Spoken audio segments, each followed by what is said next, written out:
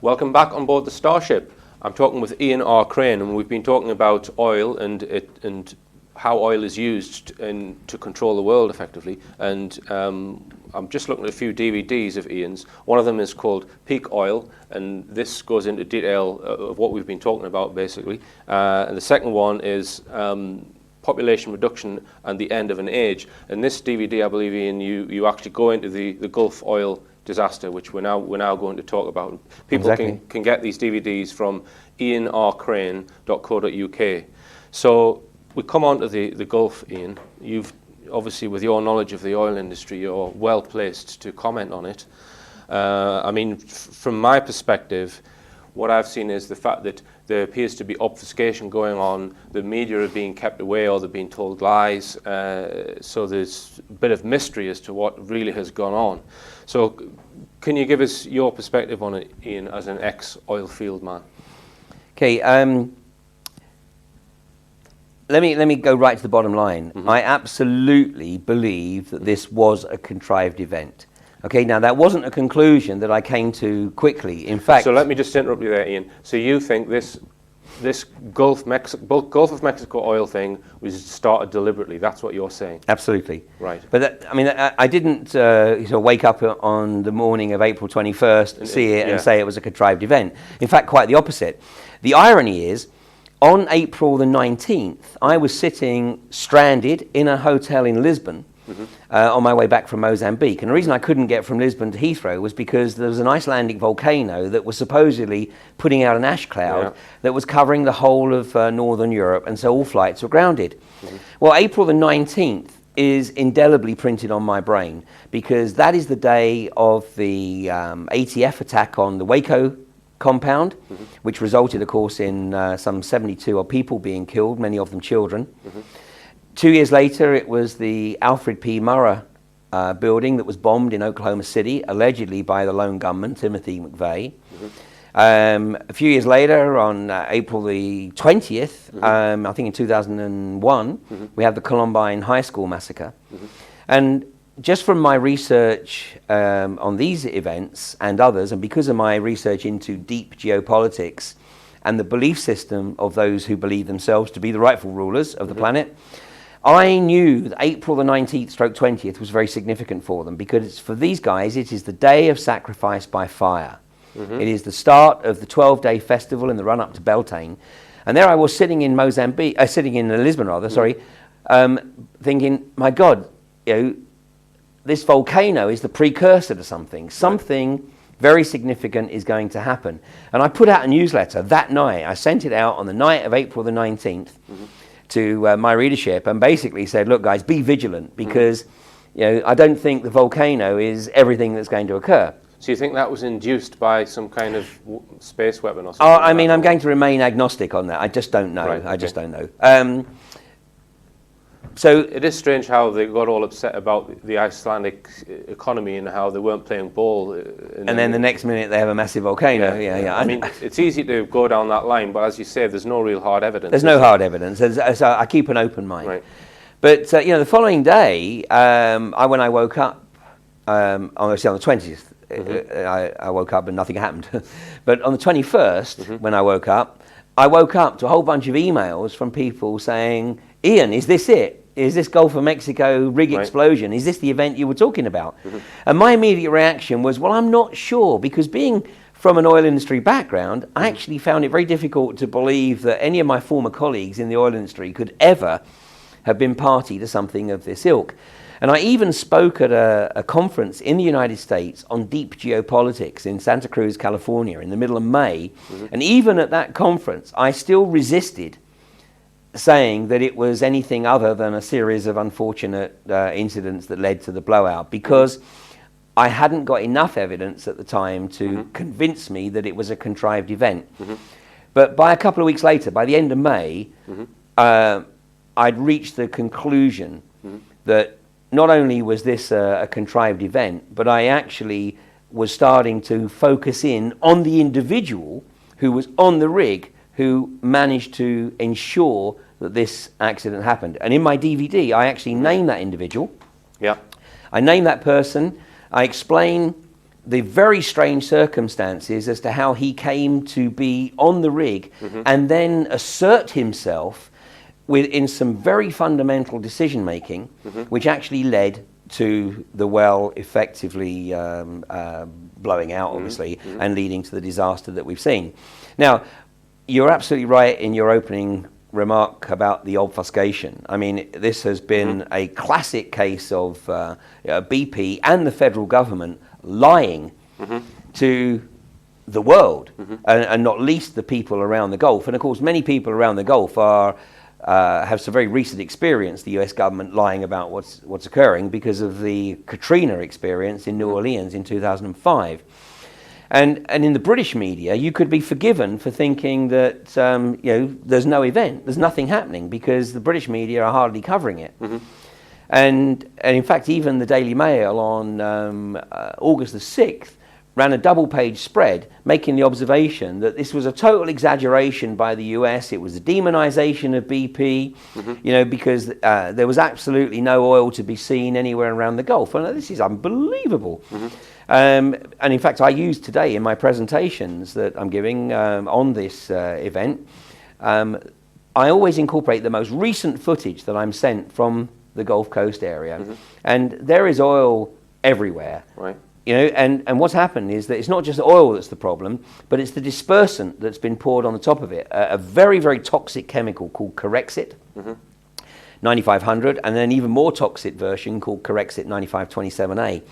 And what these dispersants do is they effectively break the oil up, but what they leave is, if you like, a plume that's even more toxic than the oil would be if it was just left on its own, and it forces it back underwater. So now we're already starting to get the reports of a number of things occurring because of BP and the federal government's actions in the Gulf. In the first instance, the sea life is suffering dramatically, because what this plume's doing is it's effectively creating a block to the sunlight. So natural sunlight is not percolating down through into the depths, so everything below the oil plume is dying. Some fishing waters have been opened in the Gulf. Now, 60% of all seafood sold in the US comes from the Gulf of Mexico.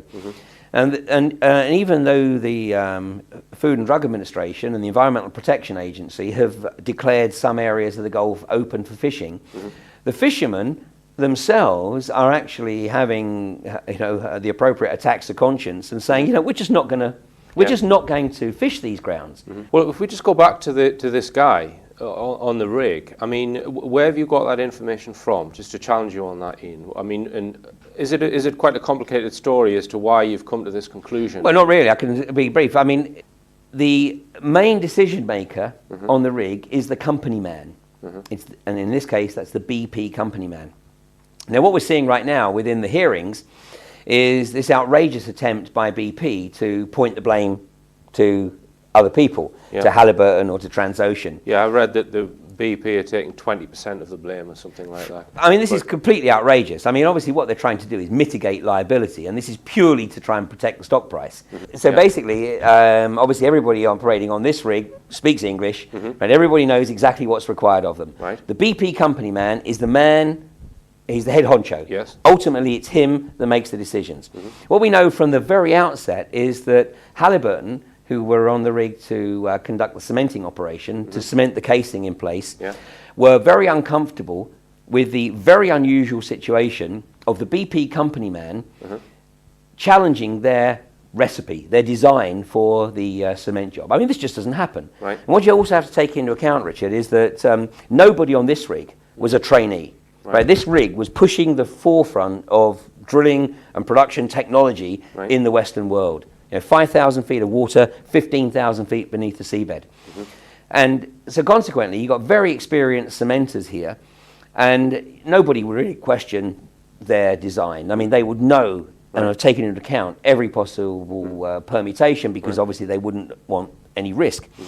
But in this case, the BP company man actually told them, and I know what he told them because it's a matter of public record now, he told them not to use the 26 spacers that were in the Halliburton design. And the spacers are very important because that's what keeps the casing in the center of the bore. So in other words, it makes sure that the cement is even all around the casing. If you don't have the spacers, there's the risk that the casing pushes over to one side, and then you've got thick cement one side and none the other. Right. So we know, because the Halliburton logged this, that the BP company man told them to only use 8 spacers. Now, why he would do this is, well, it's for the hearings to find out, but they're going to have a problem, as we'll talk about in a second. So anyway, Halliburton logged the fact that this was very unusual. And then my former company, after Halliburton done the cement job, my former company is employed to do what's called the cement bond log, which is the final test of the integrity of the cement. Now, the cement bond log, obviously you're using instrumentation, which is extremely sensitive. And the Schlumberger guys actually realized that the well was kicking basically as soon as they started the process. Now, what that means when the well's kicking, it means that basically the cement isn't holding and the casing is vibrating. No, I'm exaggerating. I mean, the vibration might be microscopic, but the fact that it's vibrating means that the cement isn't holding. You know, it's loose somewhere, and it's only going to get worse. So the Schlumberger guys told the company man that the well was kicking and instructed him to shut down the well. Now, nobody would ever think of questioning a very experienced Schlumberger engineer, because if a Schlumberger engineer tells you that the well is unsafe, it's unsafe. I mean, you don't second guess. You hit the button, you shut the well in. The company man says, well, we're not going to do that. The Schlumberger guys were spooked, because, I mean, they'd never come across such an experience like this. So they demanded to be taken off the rig. Because they thought it might. Exactly. Anyway, there's 2 stories here. The official BP story is that the Schlumberger guys left the rig at 11 o'clock on the morning of April the 20th in a scheduled helicopter flying back to the Gulf Coast. The Schlumberger, this is the inside story I have from Schlumberger, although Schlumberger have closed ranks now, as is everybody. And but the inside story is that the Schlumberger guys were so spooked, there was no scheduled helicopter, so they phoned their manager in New Orleans. And every Schlumberger manager basically has worked on the rig. So he would know exactly what the score was when they explained the situation. The Schlumberger manager chartered a helicopter, had it flown out to the rig, and took the Schlumberger guys off the rig at 11 o'clock in the morning. 10 hours later, the rig blows. We know, as a matter of public record, that there were phone calls where somebody on the rig was overheard saying to somebody on the shore, are you happy now? It's on fire. The rig's on fire. And the hearings, of course, need to find out who said what. And this is all explained in this DVD? Absolutely. Now, just to conclude the story, the individual that I have pointed the finger at has so far refused to appear at any of the hearings. He's pleaded the Fifth Amendment. So what role did this guy play, Ian? Was he the main guy that you? He was a replacement company man. Right, I see. Now the questions that need to be asked is, why was the most experienced company man in the BP fleet taken off the rig, who was, by the way, a guy named Ronald Sepulvado? Why was he taken off the rig on April the 16th, ostensibly to attend a course in Lafayette, New Orleans, at the most critical time, of the drilling process? And why was he replaced with a guy who nobody had ever heard of? So was he replaced after the thing started vibrating? No, he was replaced before. Beforehand, right, okay. Yeah, 4 days before. 4 days before. Now, people might say, well, all right, it sounds fishy, but what on earth would be the reason for somebody deliberately doing something like this, Ian? Okay, well, let's go back again to the agenda of those who believe themselves to be the rightful rulers of a planetary fiefdom, because they have spelt out in tablets of stone, literally, their goals and objectives. And this is the Georgia Guidestones in Elbert County, Georgia, where this henge appeared in 1982. And in 8 modern languages and 8 ancient languages, they have the same 10 goals and objectives. And number 1 is reduce the population to 500 million in balance with nature. And whilst there are many methodologies being used to reduce the population, and they're doing it as subtly as they can, and actually, although it's not subtle, the reality is that the vast majority of people do not believe that they could ever do something like this. Right. But as Hitler said, and as Hitler stated in Mein Kampf, he said, the greater the lie, basically, the more likelihood is that the people will never believe that their governments are capable of perpetrating such an event. So although we've got a whole bunch of other things going on that are also having an impact on the population, this event is going to be a slow burn, but what's going to happen is that we're already seeing unexplained, and I'll use the term loosely, unexplained crop damage all around the southeastern United States. Well, I would say that my hypothesis is that the crop damage is being caused by toxic rainfall, because the Gulf Stream is not called the Gulf Stream by accident. It's called the Gulf Stream because it emanates from the Gulf of Mexico. Yeah. And the Gulf of Mexico is the feed source for the tropical storms and the hurricane systems and the weather systems that come across the Atlantic. Now, it's the southeastern United States and the West Indies and northern Mexico that are going to feel the brunt of this, because obviously they're closest to the event. And that's why we're seeing, and we're getting reports of people who live in, like, Florida, and they're getting sick when they go into their swimming pool. Right. And the swimming pools are being found to have toxicity to the level of 50 parts per million. Right. I mean, so you think it's possibly part of a depopulation agenda? I mean, I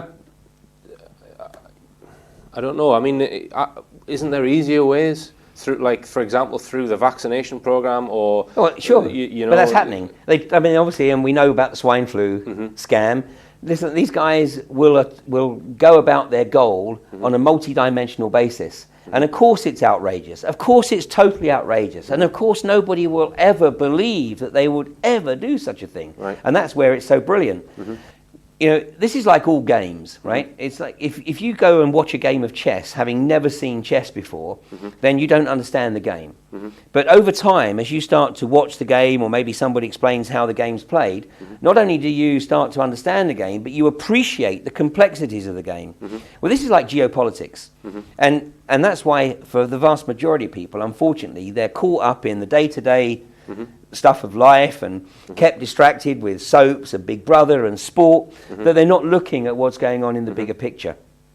I have the luxury, if you like, of had the luxury of researching this for a number of years. But at what point do you think, because if there is a depopulation agenda, at what point is it going to go bang and everyone's going to go, whoa, they've done it this time? I mean, are we approaching some major event? I don't know, maybe. I mean, look, if my worst case scenario plays out here, what has been put into action in the Gulf of Mexico may be absolutely devastating. I mean, this may be an Armageddon type event. Right. Because look, we're already getting the reports of people reporting sick from swimming in their pools. We're getting people reporting sick with the lesions. We're having people reporting sick that they're bleeding out their butt. Just like 9/11, where almost all the first responders are either dead or dying from respiratory illnesses because they were told the air was clear.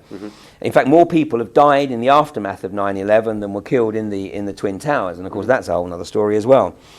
But here, what we've got is like a slow burn situation, because there is the possibility that literally over the next 2 or 3 years, there's the realization that the whole of the southeastern United States is completely and totally uninhabitable as this oil corrects its mix, works its way into the water table. Right. There's also the risk that this stuff comes across in the Gulf Stream over to Europe. I don't believe it's any accident or any coincidence that the Russians, despite the fact they've had bad weather this year, but I don't believe that there's any coincidence that the Russians have now announced that they will not be exporting any grain either this year or next year. Okay then, Ian, well, it's a very grave message. Is there a silver lining on the cloud at all? Oh, absolutely, without any shadow of doubt. And what's been happening over the last decade and some, and I'll go back to the pioneers that you mentioned and who I acknowledged at the start of the program. Those guys were right at the forefront trying to wake people up to the pernicious agenda of those who believe themselves to be the rightful rulers. What's happening with events like 9/11, Madrid, the Bali bombs, the London bombs, the Gulf Coast incident, is more and more people are waking up. I mean, Zbigniew Brzezinski said in a speech to the Council on Foreign Relations on May the 15th of this year that one of the greatest stumbling blocks to the establishment of a one world government is the rapid political awakening of the masses. Right. And unfortunately, it may take something even bigger than this, but people are waking up, and I believe that ultimately humanity will prevail. Right. So there's the message. Wake up. Okay, Ian. Thanks very much indeed for coming in. I know you're doing talks. You've got one on later on today, so good luck with that. And I do hope you come back on the Starship again, because you've been a fantastic guest. And thanks very much indeed. Thanks, Richard. You're going to beam me down? No, we'll do that after I finish the outro. Okay. So it just remains for me to say, keep your eyes on the skies, keep your feet on the ground, and tell all your friends about this show.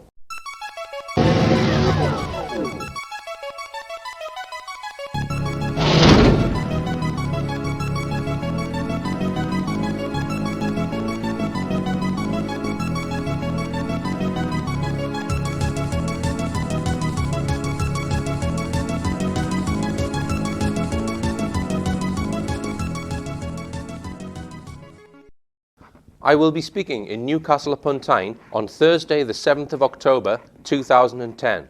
Doors open at 7 p.m.